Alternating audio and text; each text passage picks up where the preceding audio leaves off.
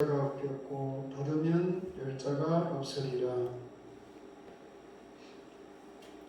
그 15절부터 이렇게 보시면은 사람 한 사람이 그 나오죠. 셈나라는 사람이 나오죠. 그죠?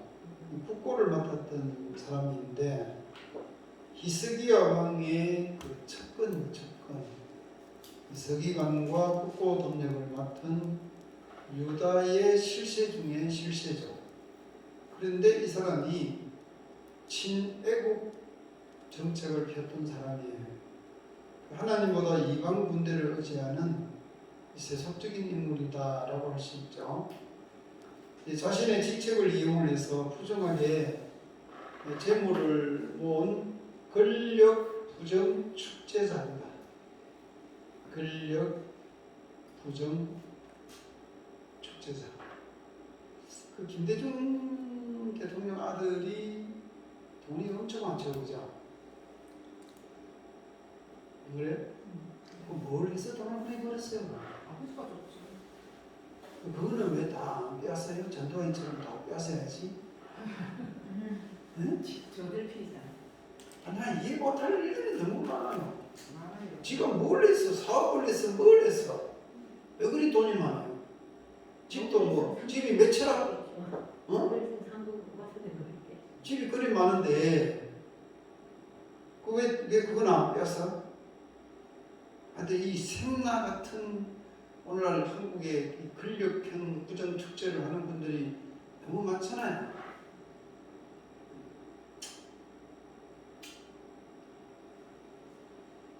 이사야 22장 19절로 21절 쭉 내용을 보시면은 어떤 내용이 있느냐면 셈나가 맡았던 간직을 쫓아내고 박탈을 하고 누구를 세워요?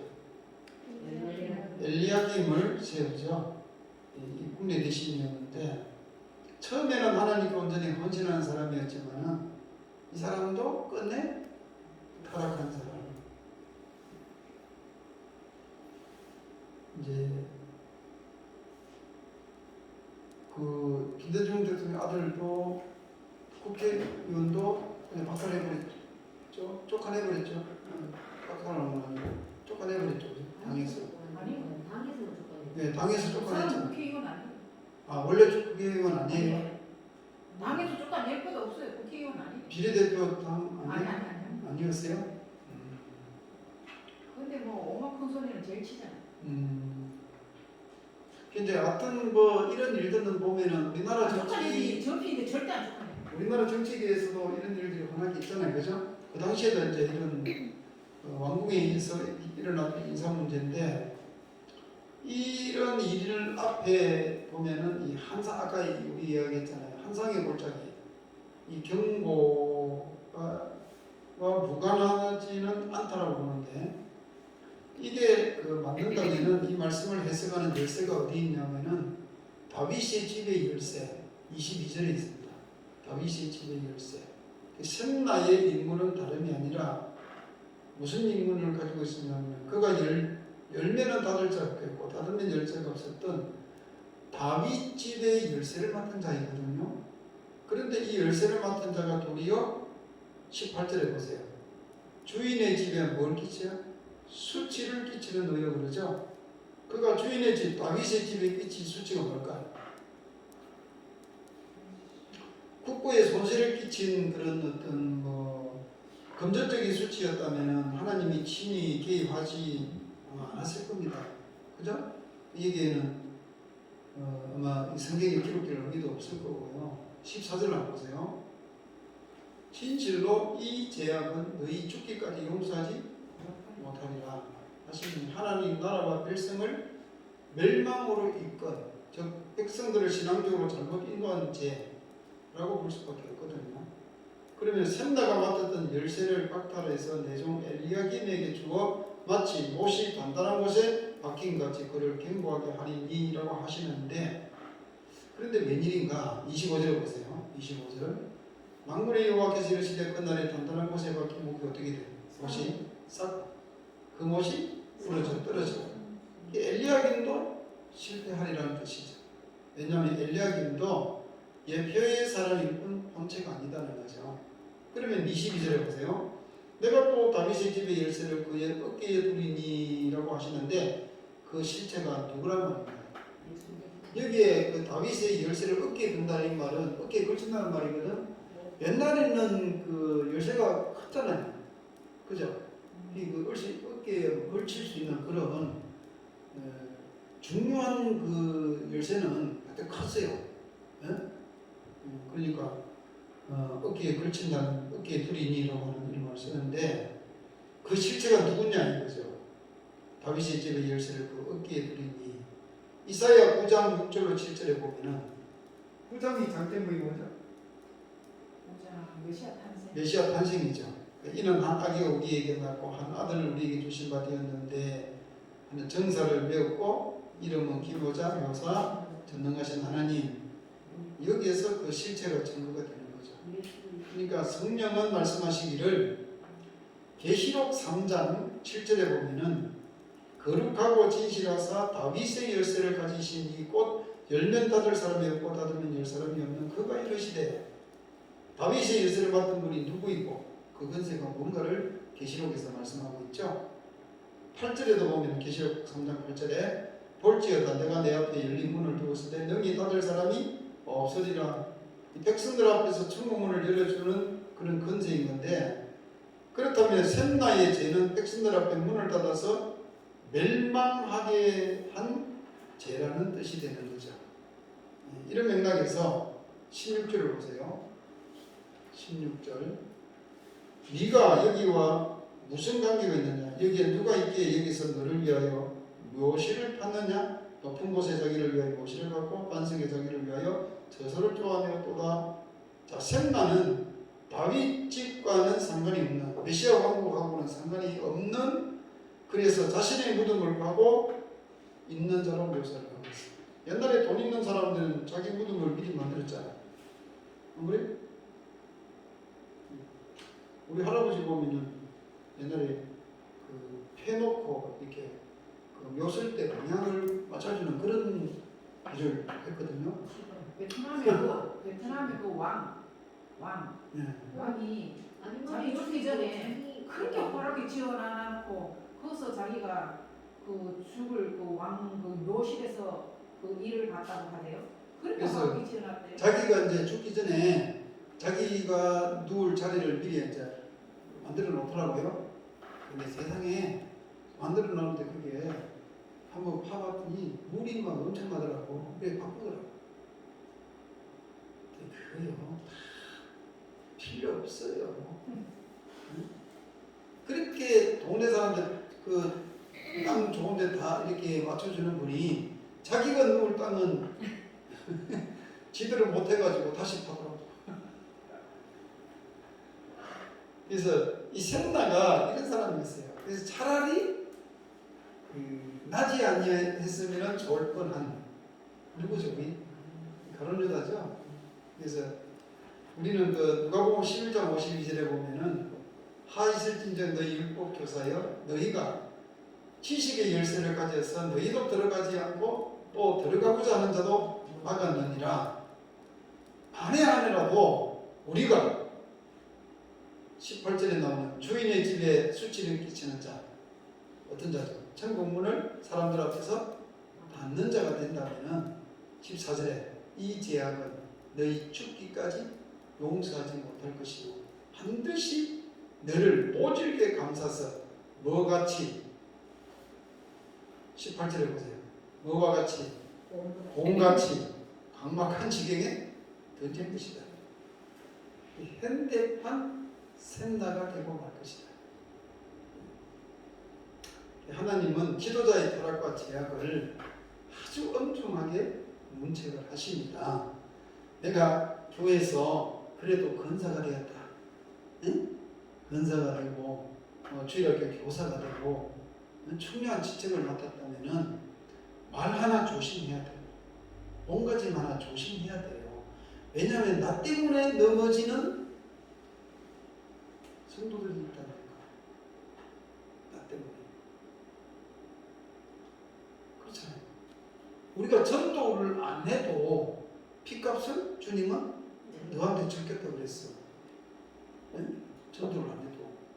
우리가 먼저 믿은 이유도 하나님께서 다 이유가 있다니까 전도하라고. 파수꾼의 역할을 제대로 안 하면은 핏값을 너에게 찾겠다고 분명히 말씀했어요.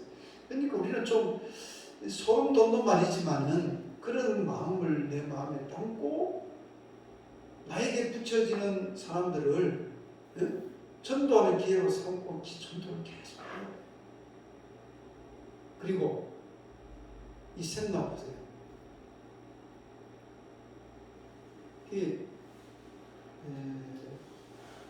문을 닫아버리는 이런 사람이 되어버리면 되겠나 이거죠. 그러니까 우리 모두 좀 더 하나님 앞에 거룩한 삶으로 나아간다면은 많은 사람들이 나 때문에 예수 믿는 역사가 일어나게 될 줄로 믿습니다. 오늘날 우리 기독교가 된 것도 이 처신을 잘못해서 그런 거거든요. 네? 처신을 우리가 좀 잘합시다. 왜든지. 자, 그 다음에 23장은 장제목이 두로 멸망이죠. 1절 녹색 인간변으로 1절 내 표시하시고 두로에 관한 경고라. 두로가 항모하여 집이 없고 들어갈 곳도 없으니요. 두로가 항모해서 집도 없고 들어갈 곳은 완전 멸망이죠. 자, 8절로 9절 삼지창 표시하시고 삼지창을 표시하는 구절은 몇 구절을 보충해주고 보완해주는 구절입니다. 자, 붉은색 인간변으로 두로에 대하여 둘째 줄에 두로에 대하여 누가 이 일을 정하였느냐. 9절에 붉은색으로 만군의 여호와께서 그것을 정하신 것이라. 8절로 9절 삼지창 표시하시고 두로에 대하여 누가 이 일을 정하였느냐. 만군의 여호와께서 그것을 정하신 것이라. 붉은색으로 칠했죠. 자, 첫째로 이 말이 무슨 말이냐? 두로 멸망은 누가 정한 겁니까? 하나님이 정하신 거죠. 두로 멸망은 하나님이 정하신 것. 두 번째, 우리의 생사화복도 누가 정하십니까? 하나님이 정하십니다. 지금 내가 살아있는 것도 하나님이 생명 주셔서 살아있는 거지. 그것도 가려면 밤새 안녕이에요. 안 그래? 그래서 여러분 아침에 눈 뜰 때마다 살려주시면 감사하십니까? 아이고 이놈 세상 하면서 또 감사합니다. 우리가 살려주실 때 잘해야 돼요. 살았을 때 잘합시다. 살았을 때. 어떤 분은 예수 믿자 그러면은 아이고 내가 요즘 바빠서 나중에 늙어서 할 일 없을 때 늙어서 할 일 때는 그때는 힘이 없어가지고 아파가지고 교회 못 가. 그죠? 또 우리 성도들 가운데는 좀 젊었을 때 열심히 일합시다. 바빠서 못하고 뭐해서 못하고 나중 나이 좀 더 먹으면 하겠다. 그때 되면 관절염 때문에 못하네. 살아있을 때, 젊었을 때, 건강할 때 열심히 해야 되겠죠? 세 번째, 존귀한 인생도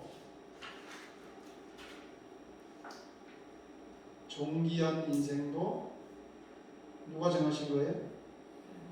하나님이 정하신 거예요. 우리 주변에 보면은 참 저분 귀한 분이다. 참 좋은 귀한 분이시다. 하는 분이 있어요, 없어요? 네? 저분은 참 복을 받은 분이다. 은혜 받은 분이다. 같이 신앙생활 하면서도 야 저분은 참 은혜가 충만하시네. 늘 감사하며 사는 분. 우리 주변에 있어요 없어요? 있죠 그죠? 이것도 하나님이 정하신 것이야. 지난주에 제가 대구에 격전도사로 있을 때에 고아원에서 자란 아이가 이제 고등학교 이제 졸업을 하면은 자기 혼자 이제 뭐라 그러죠? 자립을 해야 돼요. 그래서 이제 우리 교회를 왔어요. 왔는데 저도 그때 뭐 총각이었죠. 이 친구를 남자친구인데 이 고아원에 있는 애들은 조금 애들이 좀 특이해요. 일단 사람들하고 가까이 안 하려고 그러고 일단 상처들이 있기 때문에 쉽지는 않죠. 그래서 이제 제가 또 전도사고 이러다 보니까 외롭고 이러니까 제가 항상 좀 챙겨주고 이렇게 했죠. 근데 이 친구가 마침 우리 결혼하기 전까지는 우리 집에 와서 토요일마다 거의 왔다시피 왔죠. 사모한테 이제 그 반찬도 얻어가고 이제 했는데 어느 순간에 이제 서로 이제 연락이 없었어요. 근데 이 친구가 이제 뭘 하느냐면은 도너츠 맞죠? 동그라미 있는 거. 그 장사를 하나 봐요. 결혼도 했고, 그래서 그 장사를 하고 있는데 어떤 분이 이렇게 이야기를 하더래요. 그 지난주에 이제 참 사장님은 좋으신 분이다. 좋으신 분이다 이 말을 들었대요. 자기 가만히 생각하면은 그쪽에서 자란 애들 치고 좋은 사람은 없거든. 찾기 힘들어요. 다 빗나가고. 그런데 내가 어떻게 좋아졌을까? 자기 하는 말이 그래요. 내가 이런 말을 들을 수 있을까? 내가 생각나더래. 또 내 자랑하네. 내가 생각이 나서 교회 이름만 이제 기억이 나는 거예요. 그래서 이제 자기 딸한테 딸이 큰 딸이 근무공대를 졸업해서 할빈에 가서 1년 반 동안 공부해서 지금 대전에서 통역을 하고 있대. 중국 아이들을. 그리고 하나는 영대를 다니고 또 하나는 어느 대학을 다니고 교회에서도 하나는 바이올린, 하나는 첼로, 하나는 플룻을 또 이렇게 연주를 하고 참 너무너무 감사하더라고요. 그러니까 자기는 이제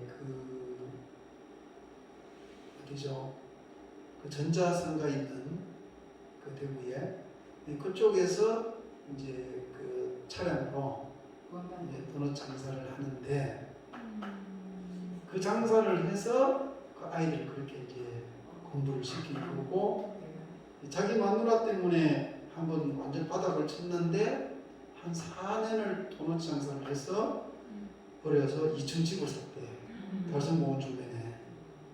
그래서 자기 와이프는 지금 달성공원 주변에 그 내고장 그 가이드 해설사를 한대요. 자기는 이제 3시에 일어난대. 내가 3시 반에 일어났는데 나보다 빨리 일어나는 친구 있네. 내가 그러면서 3시에 일어나서 반죽을 해서 새벽기도 갔다가 6시 한 반 되면은 현장으로 간대요. 근데 도넛을 아침에 먹어요? 먹죠. 밥 먹고 가는 거 아침에 그걸 먹는다고 그러니까 아이고 목사님 사모님 같은 분이 있으면 나 완전 쫄딱 망해요. 장사 되나 봐요. 많이 판대요. 그리고 교회적으로도 소문이 나가지고 단체 주문이 와도 안 해준대요. 손님들 때문에. 그거 해주면은 저기 장사를 못 한대요. 그거 좀 그런 분명한 게 있더라고. 그래서 자기 교회도 바다에 할 때 한번 꽂아보니까 그냥 막 불티나게 나가버리니까 그 뒤부터는 안 한대요. 자기 일도 못하고 장사도 못하고 누가 또 배우고 싶어가지고 100만 원 주고 배우려고 해도 가르쳐준대요. 왜냐하면 손님들하고 약속이라서 그거 지켜야 되지. 내가 하루 동안 장사 못 나가고 100만 원 버리고 와야 뭐 하겠냐. 아, 참 보니까 좀 어리숙해 보이는데도 그런 건 또리또리 하더라고. 그러니까 그런 소리를 들을 수 있겠지. 좋은 분이라. 그죠? 그런 분을 누가 키울게?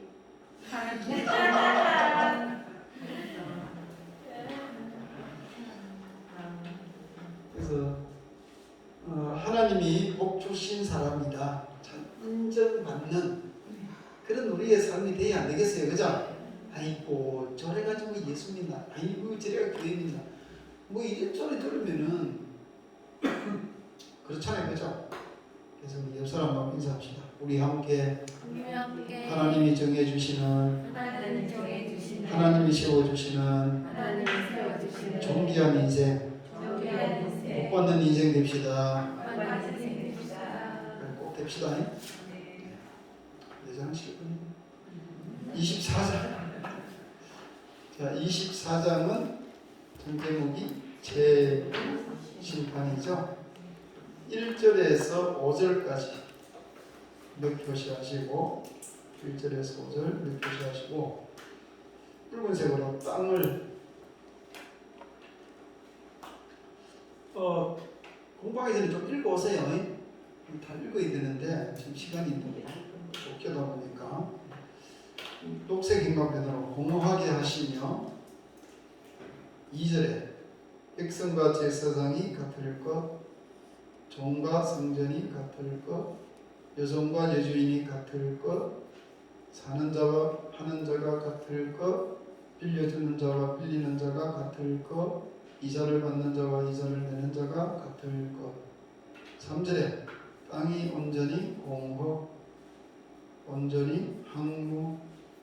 4절에 땅이 슬퍼하고 세잔하며 세계가 쇠약하고 세잔.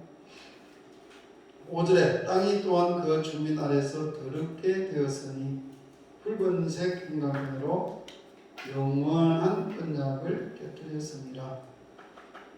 자, 여기에 땅을 냈는데 이 땅은 뭘 의미하는가? 땅은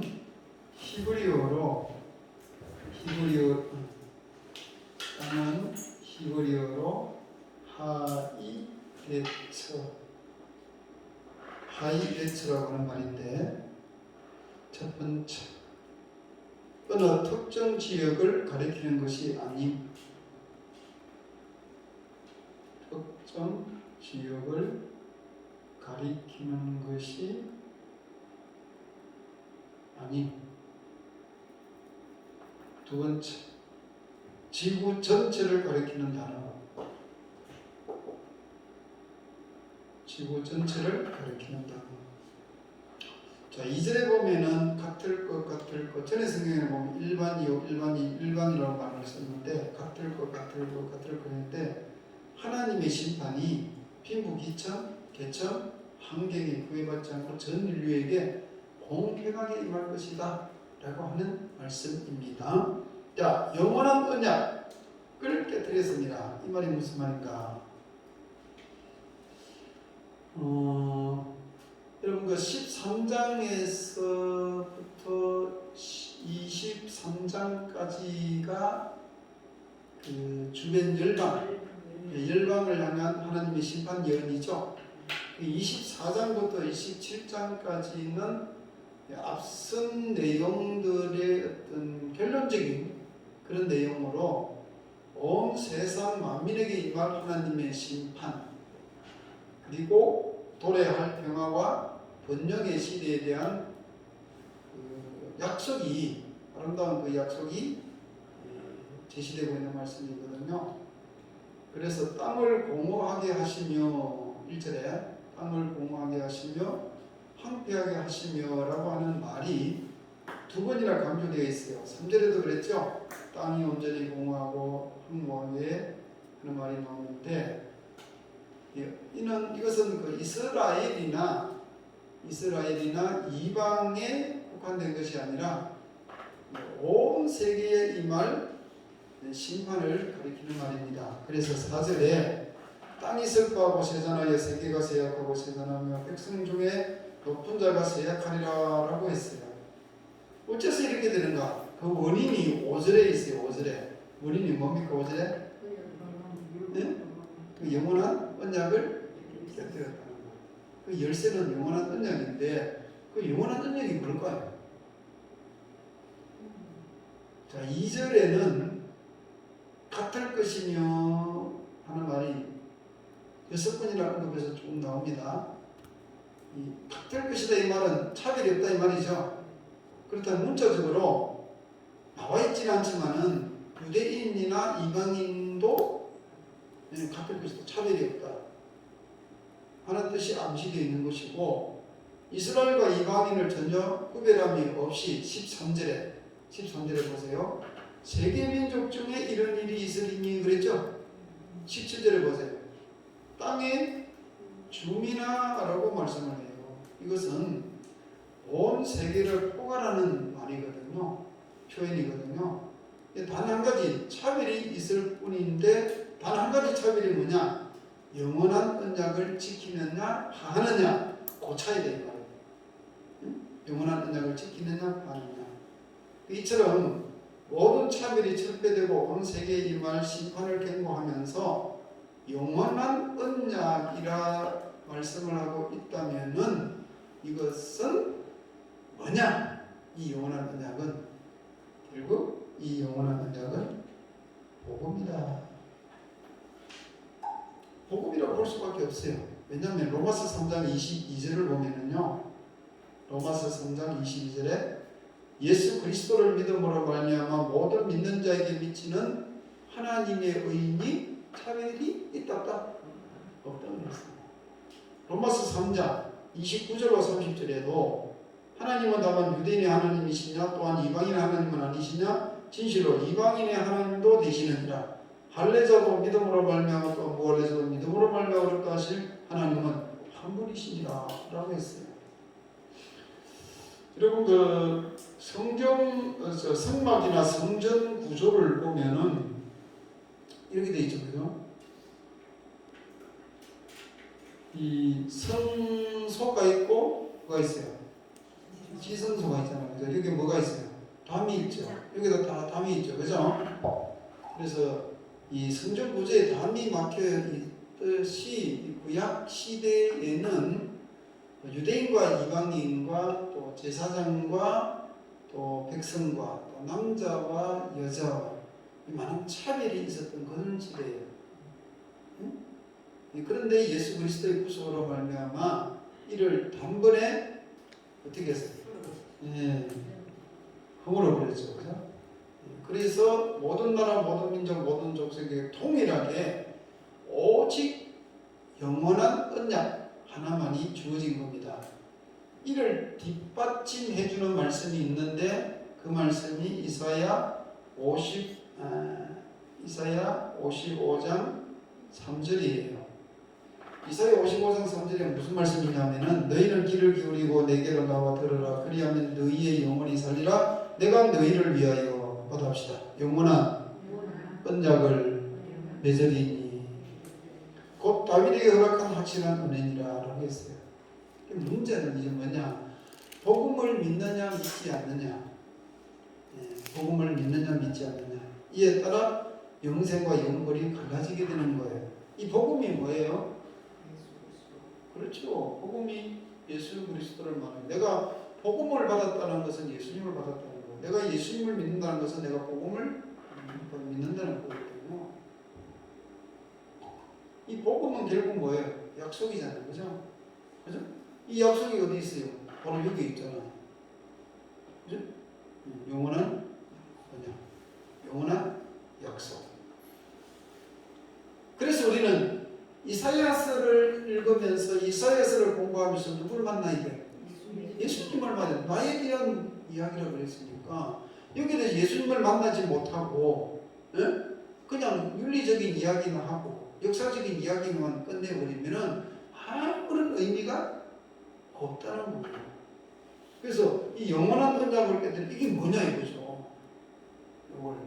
이걸 먼저 연구한 제가 여러분에게 이제 이렇게 설명을 해주면은 여러분의 실력하고 내 실력하고 이제 같아지는 거죠.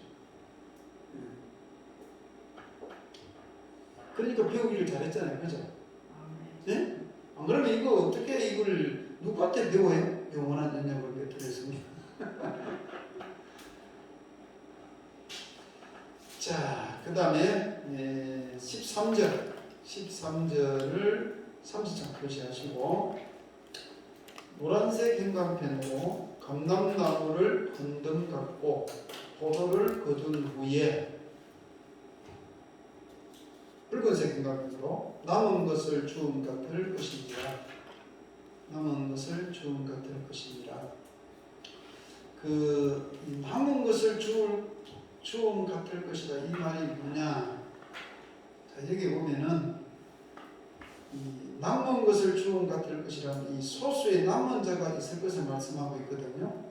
남는 자가 있다는 거예요. 이 세계 민족 중에 이러한 일이 있으리니, 이 세계 민족 중에 있다 그러니까 여기에 나도 포함되는 거잖아요. 그죠? 나도 포함돼요. 그리고 13절 말씀은 이 소수만이 남을 것이라고 말씀하고 있는데, 여러분 그 이사야 17장 6절에 보면은 거기에도 이 남음 같겠고 하는 말이 있어요. 또 남음 같으리라 라고 하고 있는데, 이 남는다는 것은 많은 수가 아니잖아요. 그죠? 적은 수잖아요. 그죠? 적은 수가 남는다는 건데, 보세요. 이게 바벨론으로부터 기한을 가리키는 것일까? 근데 세계 민족 중에 이러한 일이 있으리라고 한다면은 바벨론 포로에서 기한되는 분도 주로 뭐 남은 자겠지만은 세계 민족 중에서 그러면은 오늘날 우리도 여기에 해당된다는 말씀이거든요. 그러면은 저 같은 경우에 이 목회 현장에서 겪는 가장 큰 고민이 있어요. 뭐냐면은 주일날 함께 예배 드리는 많은 사람들이 한 사람도 나고자가 없이 다 구원에 참여하게 될 것인가? 이게 참 고민이에요. 그러면 좋죠. 좋겠는데, 안 그럴 것 같은데. 근데 그것도 장담할 수 없다니까요. 계시록을 봐도. 그래서 이 점을 주님께서도 그렇게 말씀을 했어요. 누가복음 13장 23절로 24절에 보면은, 누가복음 13장 23절 24절에 보면은 어떤 사람이 여쭤오되 주여 구원받는 자가 적으니까 그들에게 이르시되 좁은 문으로 들어가기를 힘을 써라. 그게 많다는 말이 적다는 말이에요. 적다는 말이에요. 그러니까 이러한 일이 있으리니라고 해요. 이러한 일이 있으리니. 그러니까 이런 일이 있으리니라 경고를 받는 입장에서는 우리가 경성을 해야지. 농담으로 여기서 되겠어요, 안 되겠어요? 누가 농담으로 얘기했어요? 창세기 19장에 보면은 노아 홍수 때도 뭐 그렇겠지만은 그 19장은 그 소돔 고모라 이야기거든요. 경고를 농담으로 얘기했어요. 그러니까 노아 홍수 때와 같이 세상 끝날에도 소수의 남은 자만 있게 되리라 하는 말씀이 바로 남은 것을 주음 같을 것이다. 이 말씀이다 이 말이에요. 우리가 좀 경성해야 되겠죠. 이게 지금 24장이 최후 심판이잖아요. 그 다음에 21절 별 표시하시고 붉은색 형광펜으로 그날에 자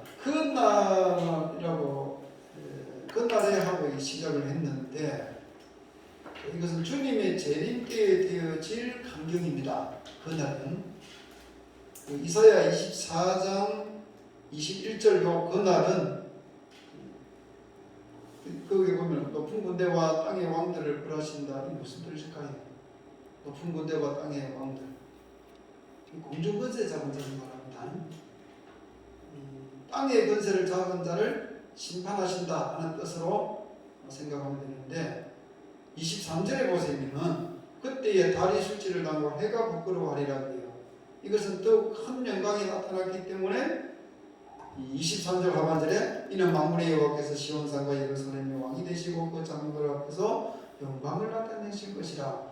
자, 영광을 나타내실 것이다 하는 이 말은 영광을 언제 나타내죠? 주님 재림할 때 재림을 가리킵니다. 그리고 시온산에서 왕이 되실 것이다 이 말씀을 우리가 좀 운용을 해야 되는데 그 시온에서부터 나올 것이요. 구원이 2장 3절에 보면 이사야 2장 3절에 보면 시온에서부터 나올 것이라는 말씀이 있어요. 시온에서부터 구원이 나온다. 이 말씀과 결부가 되고 뒷문맥과는 이사야 25장 7절 8절 25장 7절 8절 다음 장 8절에 보면은 이 산에서 만민을 위하여 기름진 것과 오래 저장되었던 포도주로 연회를 베푸리니 사망을 영원히 멸하실 것이라. 주 여호와께서 모든 얼굴에서 눈물을 씻기시며 자기 백성의 수치를 온천에서 제하시리라 한 말씀과 연결이 되거든요. 성경은 일관되게 구원이 어디에서 나오느냐? 시온에서 출현한다 그래요. 시온에서 그리고 완성될 것이라고 말씀하고 있거든요. 그래서 마지막 성경 이 계시록 14장 1절에서도 내가 보니 보라 어린 양이 어디에 섰느냐 하면 시온산에서 섰어요. 시온산에 23절에 보면 영광을 나타내실 그때에 24장 23절 영광을 나타내실 그때에 우리도 어떤 일이 일어나리라는 것을 알고 있어야 됩니다. 이게 뭐냐면은 요한 1서 3장 2절에 보면은 사랑하는 자들 우리가 지금 하나님의 자녀라 장대에 어떻게 되는지 아직 나타나지 아니하였으나 그가 나타나시면 이 말은 재림하시면 이 말이거든요. 우리가 그와 같을 줄 아는 것은 그의 모습으로 그대로 올 것이기 그의 참모습을 그대로 올 것이기 때문에 라고 했어요. 그리고 빌립보서 3장 21절에도 그는 만물을 자기에게 복종하게 하실 수 있는 자의 역사로 우리의 낮은 몸을 자기 영광의 몸의 형체와 같게 변하게 하시리라. 우리의 몸이 주님 재림하실 때는 살아남아 있는 사람은 신령한 몸으로 변하게 바뀌어져요. 죽은 사람들 다 살아나고 우리의 몸은 신령한 몸으로 주님을 만날 수 있는 그런 몸으로 바뀌어진다 그러잖아요. 그렇게 하실 것이다. 그런데 이런 영광이 아무에게나 주어지는 것이 아니다. 누구에게 이런 영광이 주어지느냐? 영원한 언약을 지킨 자. 영원한 언약을 지킨 자. 우리는 장차 오실 예수 그리스도의 재림을 심히 고대하면서 아멘 주 예수여 어서 오시옵소서 힘차게 고백할 수 있어야 됩니다. 하나님은 시온산에 영원히 자정하실 것입니다. 새롭게 건설하는 빛나는 신천신지 영원한 통치자가 될 것입니다. 그래서 이러한 영광스러운 복된 미래를 고대하는 우리는 오늘 우리에게 주어진 삶의 현장에서 최선을 다하는 삶을 살아야 할 줄로 믿습니다. 그리고 받아옵시다. 그날에 속히 임하기를 기대하면서 기도합시다. 자, 25장 1절 교시하시고 붉은색 행각표로 25장 장제목은 심판자 찬양이죠. 내가 주를 높이고 복색입니다. 주의 이름을 찬송하오리니 옛적에 정하신 뜻대로 성실함과 진실함으로 행하셨습니다. 8절 삼지창 표시하시고 같이 읽습니다. 사망을 영원히 멸하실 것이라. 주 여호와께서 모든 얼굴에서 눈물을 씻기시며 자기 백성의 수치를 온 천하에 제하시리라. 노란색 형광펜으로 모든 얼굴에서 눈물을 씻기시며 붉은색 형광펜으로 자기 백성의 수치를 온 천하에 제하시리라. 자, 자기 백성을 온 천하에 제하시리라 이 말씀에 대해서 첫째로 수치를 제하여 주시는 하나님. 이 자기 백성의 수치라는 말이 무슨 말일까요? 기본적으로는 이스라엘 백성들에게 관련된 말이겠죠. 자기 백성이 그죠?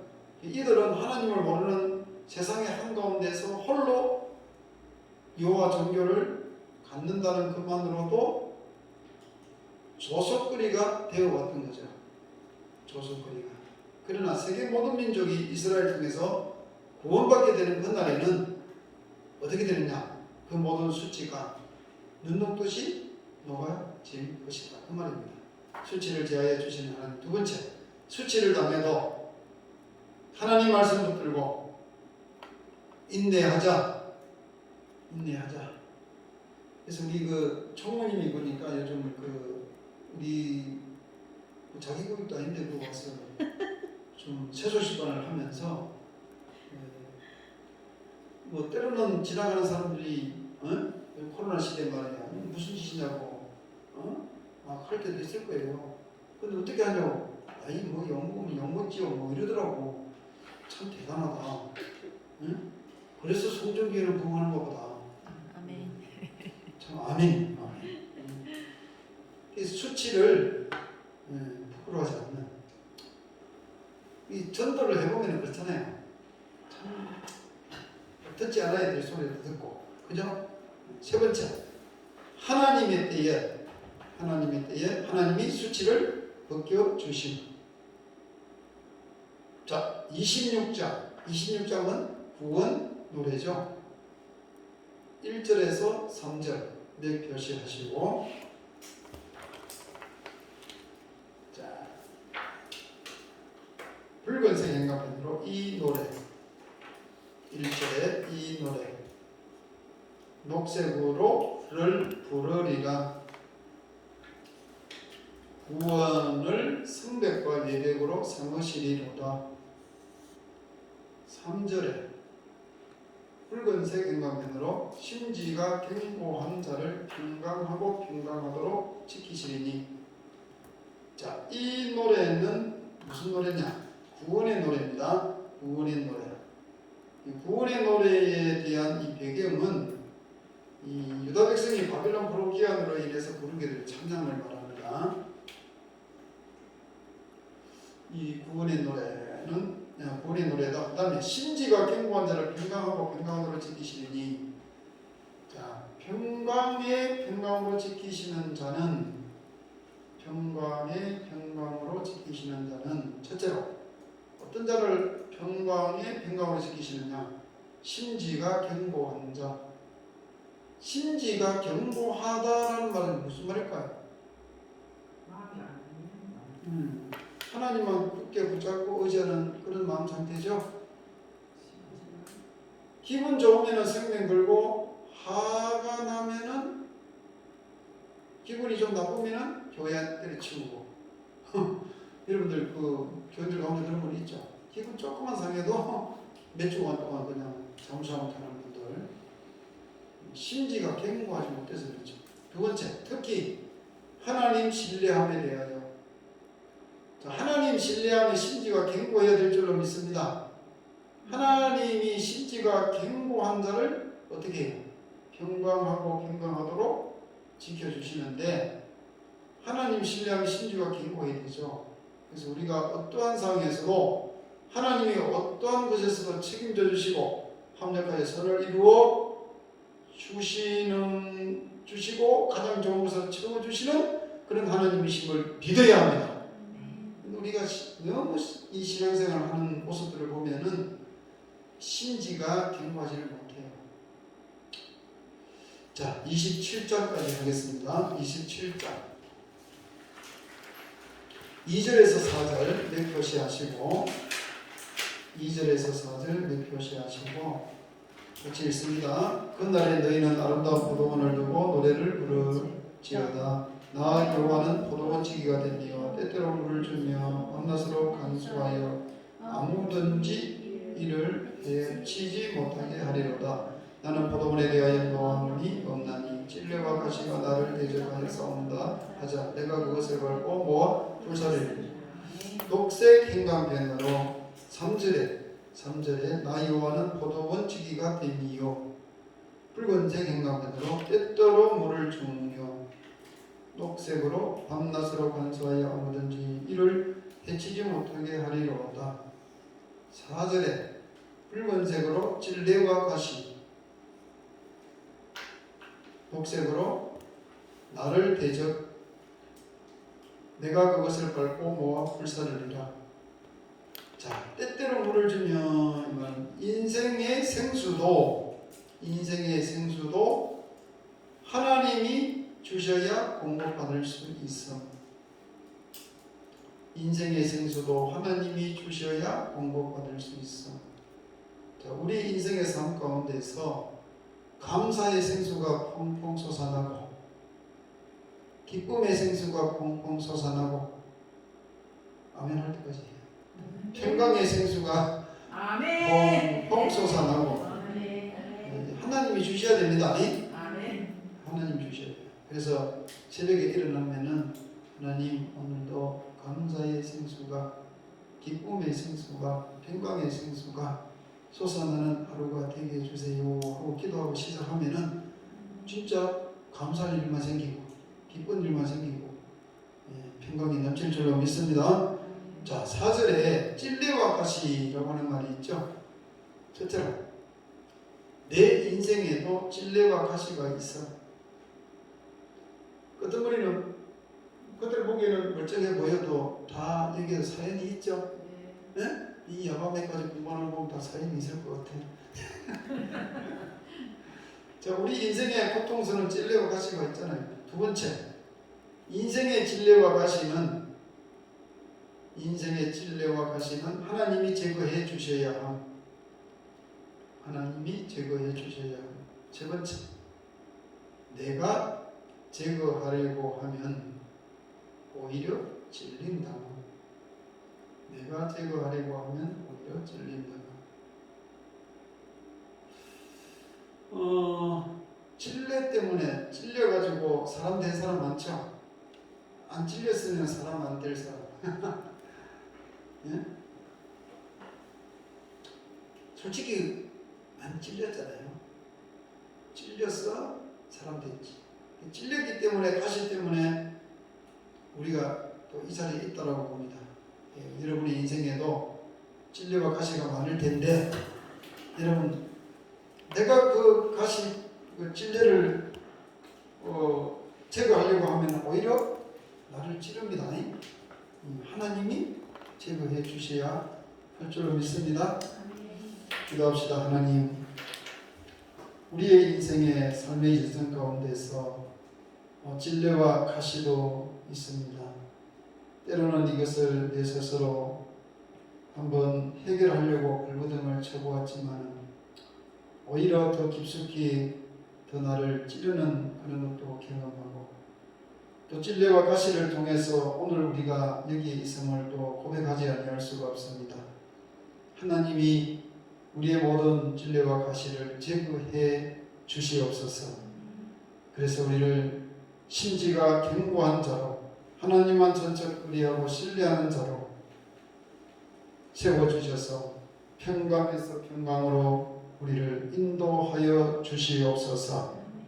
하나님 아버지, 정말 우리에게 주신 귀한 은혜들을 생각하면서 좀 더 우리의 마음이 요동하지 않고 하나님만 신뢰할 수 있는 영원한 언약 복음만 우리가 소유하고 그 복음을 외치며 또한 전하며 살아갈 수 있는 우리 학우들이 되게 해 주시옵소서. 예수님의 이름으로 기도하옵나이다. 수고했습니다.